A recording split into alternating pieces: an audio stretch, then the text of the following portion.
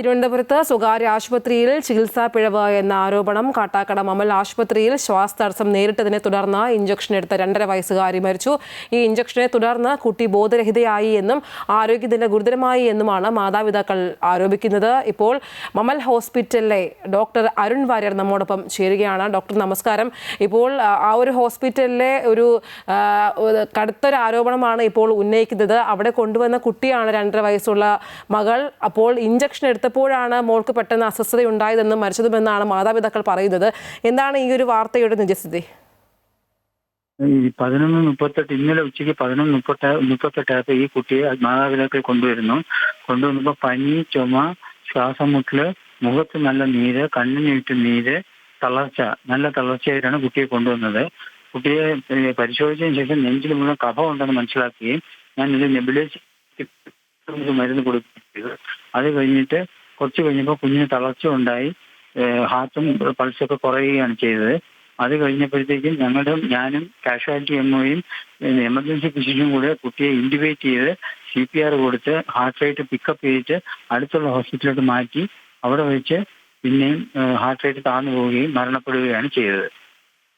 Doctor, ഇതിന് ഉയർന്ന ഏറ്റവും പ്രധാനപ്പെട്ട ഒരു ആരോപണം എന്ന് പറയുന്നത് ഇവിടെ നിന്നും നെയ്യാർ മെഡിസിറ്റിയിലേക്കാണ് കൊണ്ടുപോയത്. അപ്പോൾ ആ ഒരു ആംബുലൻസിൽ ഈ മാതാപിതാക്കളെ കയറ്റാൻ സമ്മതിച്ചില്ല എന്നുള്ള ആരോപണമൊക്കെ ഉയരുന്നുണ്ടല്ലോ. ഞാനും എമർജൻസി ഫിസിഷ്യനും കൂടെ CPR കൊടുക്കുകയാണ്. ഒരാൾ ബാഗ് ചെയ്യുകയും ഒരാൾ ചെസ്റ്റിൽ കംപ്രഷൻ ചെയ്യുകയും ചെയ്യുന്നു. അപ്പോൾ 3 പേർക്കേ കയറാൻ പറ്റുള്ളൂ. മൂന്നാമതായിട്ട് ഒരു ഉമ്മയാണ് കയറിയത്. അവരെ കൊണ്ടുപോയില്ല എന്നുള്ളത് തെറ്റാണ്. താങ്കൾ എന്തായാലും ഉറപ്പിക്കുകയാണ്. അപ്പോൾ ഇതിനു മുമ്പും ഈ കുട്ടിയെ ഈ ആശുപത്രിയിൽ കൊണ്ടുവന്നതല്ലേ? അപ്പോൾ കൊണ്ടുവന്നപ്പോൾ ഈ കണ്ണിനാണ് പ്രശ്നമെന്നും അതുമായി ബന്ധപ്പെട്ട ഡോക്ടറെ കാണിക്കാനും ഒക്കെയും പറഞ്ഞു എന്നും ഈ മാതാപിതാക്കൾ പറയുന്നുണ്ടല്ലോ. 18-ാം തീയതി ഞങ്ങൾ പിന്നീട് അറിഞ്ഞതാണ്. 18-ാം തീയതി കുട്ടിക്ക് ശ്വാസം മുട്ടലും തളർച്ചയും ഒക്കെ ആയിട്ട് വന്നിട്ടുണ്ടായിരുന്നു. അതിവിടെ അല്ല വന്നത്, പുറത്തുള്ള ഒരു ആശുപത്രിയിലാണ് പോയത്. അത് കഴിഞ്ഞ് 19-ാം തീയതി ഇവിടെ വരികയും കഫക്കെട്ടിനുള്ള മരുന്നും എല്ലാം കൊടുത്ത് ബ്ലഡ് ടെസ്റ്റ് ചെയ്യാൻ പറയുകയും ചെയ്തായിരുന്നു. അവർ ടെസ്റ്റ് ചെയ്യാൻ തയ്യാറായില്ല. 21-ാം തീയതി വീണ്ടും തൊട്ടടുത്തുള്ള കണ്ണാശുപത്രിയിൽ പോയി ടെസ്റ്റ് ചെയ്തു. അതിനുശേഷം 22-ാം തീയതി എൻ്റെ അടുത്ത് വന്നു. ഞാൻ ഇന്നലെ ആദ്യമായിട്ടാണ് ഈ കുട്ടിയെ കാണുന്നത്. ബ്ലഡ് ടെസ്റ്റ് ചെയ്തതിൽ കൗണ്ടൊക്കെ വളരെ കൂടുതലായിരുന്നു. 15,000 ഒക്കെ ഉണ്ടായിരുന്നു കൗണ്ട്.